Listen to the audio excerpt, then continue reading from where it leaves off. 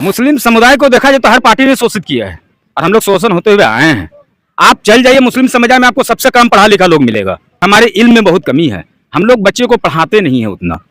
ठीक है, पढ़ाई पढ़ाई एक बहुत अहम सी जरूरत होता है। हमारे शिक्षा में बहुत कमी है, तो हम अपने मुस्लिम समुदाय को आह्वान करते हैं कि आप अपने बच्चे को पूर्ण रूप से उसको पढ़ाइए। आप खाना कम खाइए, 2 वक्त की रोटी कम खाइए, लेकिन अपने बच्चे को जरूर पढ़ाइए। बिल्कुल हम कहते हैं शांतिपूर्वक हो, हर जगह पर कोई ऐसा अभद्र काम ना हो जिससे प्रभावित हो, इसका मैं खुल कर समर्थन कर रहा हूँ। लेकिन आप इन सब मुद्दों को आप दोबारा नहीं लाइएगा। एक मुस्लिम समुदाय से आता हूँ। हमारे नबी साहब जो निकले थे ना, जो धर्म का प्रचार करने के लिए निकले थे, तो वो अकेले निकले थे, लेकिन उसके पीछे पूरा कारवां हुआ। तो आज अगर दादा के साथ सब लोग जुड़ रहे हैं, कोई भी यहाँ से आपको 2 चीज मिलेगा। बावर्ची आपको गिरिडीह में हर जगह मिल जाएगा। अब रांची चल जाइए मिलेगा, दिल्ली चल जाइए मिलेगा, कलकत्ता चल जाइए, जहां पर भी महानगरों में चल जाइए, अगर होटल है तो गिरिडीह का आपको उसमें एक बच्चा मिलेगा और उसमें परसेंटेज आपको मुस्लिम मिलेगा।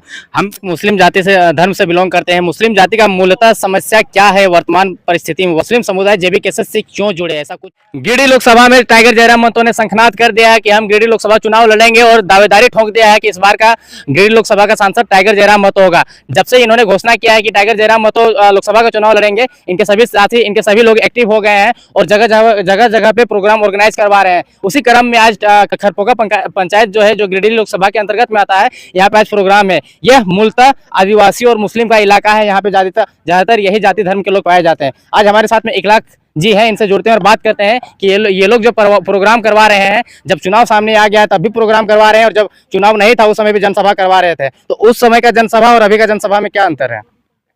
सबसे पहले मैं आपके चैनल के माध्यम से आपके व्यूअर्स को मैं झारखंडी जोहार कर रहा हूँ। देखिए, आज अगर सभा करने का जरूरत पड़ा है तो सबसे पहले इसका रीजन जानना होगा कि हमको सभा करने का या फिर डोर टू डोर जाने का, लोगों को समझाने का जरूरत क्यों पड़ा। जयराम दा को देखिए, वो एक पीएचडी का स्टूडेंट है, यानी समझिए डॉक्टरेट का। यानी नाम का एक होता है डॉक्टर जो होता है हॉस्पिटल में रहते हैं, और एक होता है कि पढ़ाई लिखाई के मामले में डॉक्टरेट होना। यानी नाम का पहले आपका एक डॉक्टरेट हो जाता है। मैं इसको कह सकते हैं आप कि पढ़ाई के मामले में वो सबसे आला में है, यानी ऊंचा में है।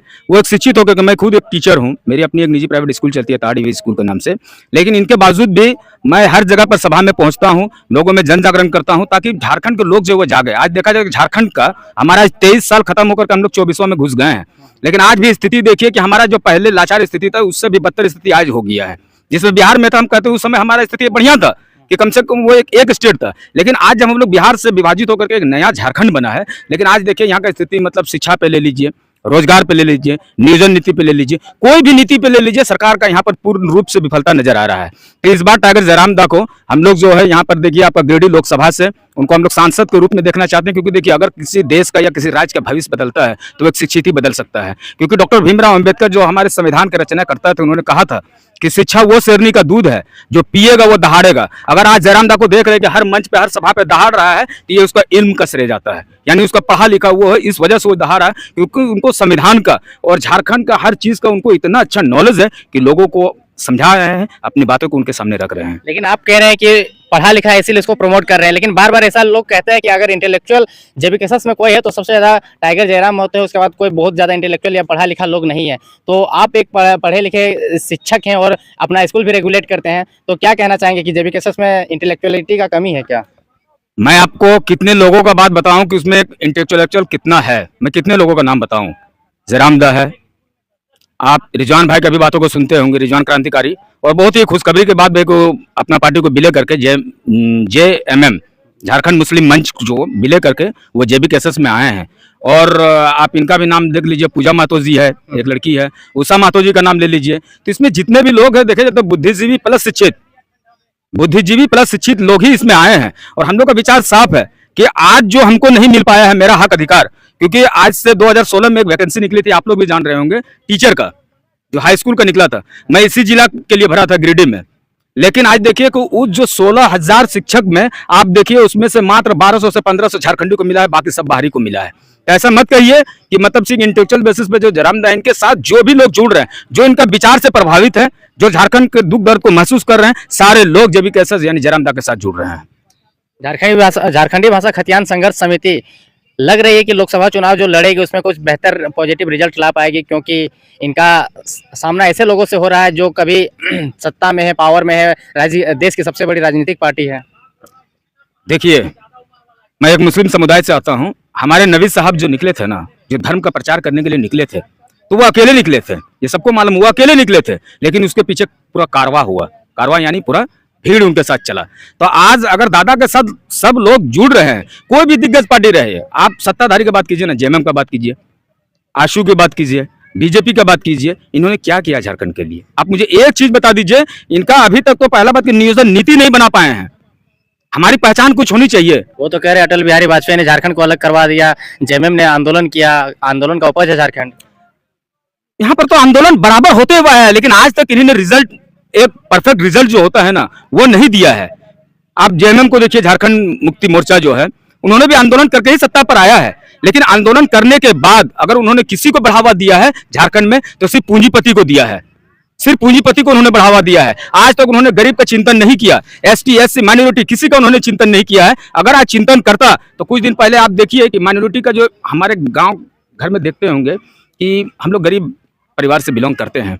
हमारा जब बच्चा पढ़ता है तो एक मानसिकता रहता है कि चलिए भाई, अगर बच्चा 5.5 फीट 6 फीट का है तो चलो 10 तक करो। उसके बाद झारखंड पुलिस का बहाली में हम लोग उसको एक आशा रखते हैं कि चलिए उसका परिवार चलेगा, 30,000 40,000 का वेतन मिलेगा तो एक परिवार बहुत अच्छा से चल सकता है। उन्होंने उस चीज को भी खत्म कर दिया, ठीक है। और दूसरी बात कीजिए कि आप कुछ दिन पहले उर्दू का भी एक देखिए कि हमारे जो लड़के जो समाज से पढ़ते थे, उर्दू से ग्रेजुएशन करते थे, उनका एक आशा और एक उम्मीद रहता था कि चलो हम उर्दू से अगर इस चीज़ का फॉर्म को फिलअप करते हैं, उर्दू का सीट को, तो हमारे शिक्षक के रूप में हो जाएगा। उन्होंने इस चीज़ को भी खत्म किया। तो मैं अपने समुदाय के, खासतौर से अपने समुदाय के लोगों को कहना चाहता हूँ, अल्पसंख्यक मुस्लिम को, कि इस बार आप धर्म के ऊपर ना पढ़ करके बल्कि एक विचार के साथ रहिए।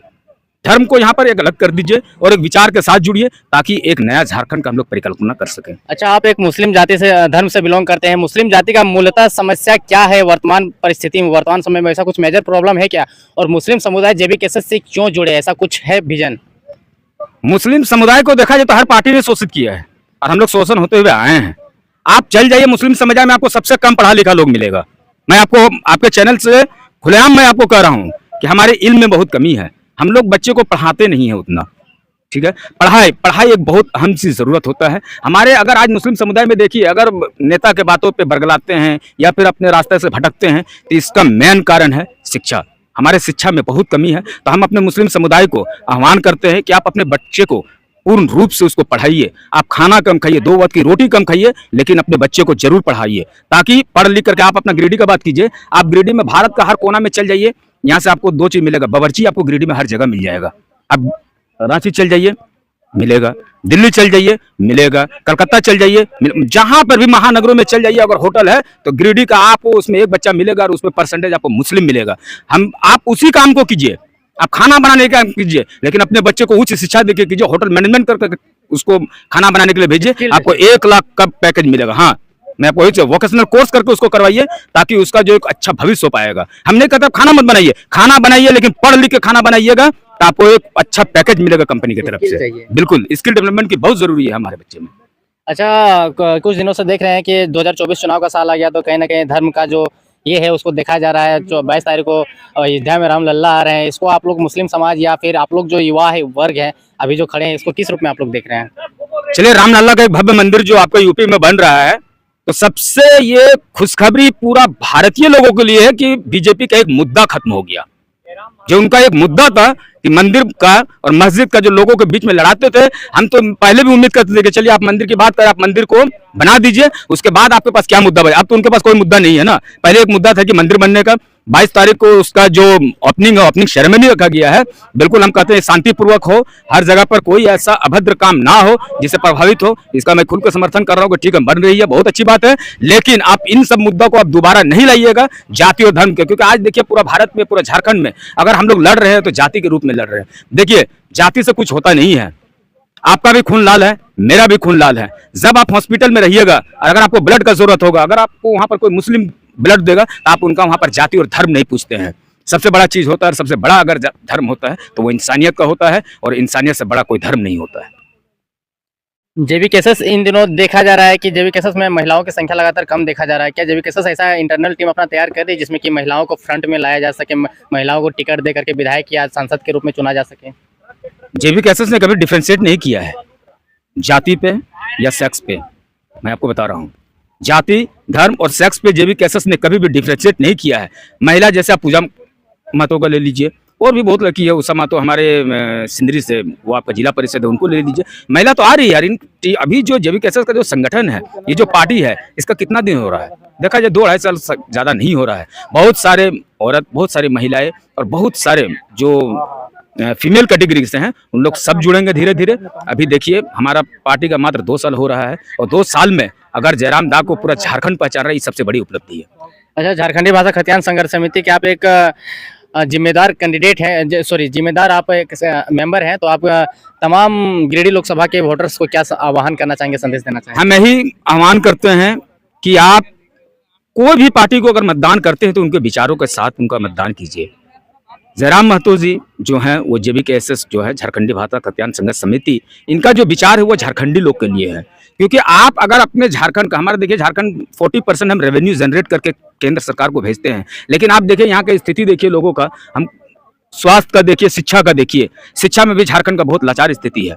सरकार का ये आंकड़ा रहता है कि 40:1 का रेशियो होना चाहिए, यानी एक क्लास में 40 बच्चा में एक शिक्षक होना चाहिए। लेकिन आप देख लीजिए सब जगह पर, आप लोग तो एक रिपोर्टर हैं, आप लोग देश का चौथा स्तंभ होते हैं, आप जाइए हर स्कूल पे, इसको एनालाइज कीजिए, इसको सर्वे कीजिए, आपको पता चलेगा कि वहाँ पर 150 बच्चा में एक शिक्षक है। तो आप बताइए शिक्षा मेरा कहाँ जा रहा है? आप स्वास्थ्य की बात कर लीजिए, आप कोई भी गवर्नमेंट हॉस्पिटल में आप जाइए, आप वहाँ पर स्थिति देखिए। और अगर गवर्नमेंट का हॉस्पिटल या स्कूल अगर उतना अच्छा होता तो सरकारी स्कूल का जो टीचर का जो बच्चा होता है, अगर वो उतना अच्छा होता तो सरकारी स्कूल में क्यों नहीं पढ़ाता? पढ़ाना चाहिए। मंत्री आप लोग वहां पर बोलते हैं कि सरकारी हॉस्पिटल में जाकर के इलाज कराइए, अगर वहां पर बेहतर इलाज होता तो फिर आप अपना इलाज कराने के लिए विलोर इधर उधर क्यों भागते हैं? आप जाइए अपने राज्य का रिम्स जो हमारा है रांची में, आप वहाँ इलाज कराइए। PMCH धनबाद में आप यहाँ इलाज कराइए। ये सब कही वाली सिर्फ बात है। जयराम दा का जो विचार है वो सारे दलों से एक अलग विचार है। मैं गिरिडीह के सभी लोगों से मेरा अपील करता हूं, मेरा एक रिक्वेस्ट है कि इस बार जयराम दा को जरूर मौका दीजिए। क्यों? क्योंकि वो मतलब आपकी हर बातों को, आपके हर दुख को दिल्ली में जरूर रखेंगे। तो हमारे साथ में ये 1 लाख जी थे जो कि कहते हैं कि हम सिस्टम को चेंज करने की बात करते हैं, हम सिस्टम में रेवोल्यूशन लाने की बात करते हैं। ये रिपोर्ट कैसा लगा आप हमें कमेंट सेक्शन में बता सकते हैं। बाकी लोकसभा चुनाव में ये लोग का तैयारी कैसा रहता है, ये लोग किस तरीके से ग्राउंड लेवल पे काम करते हैं। तो ये वीडियो कैसा लगा, धन्यवाद।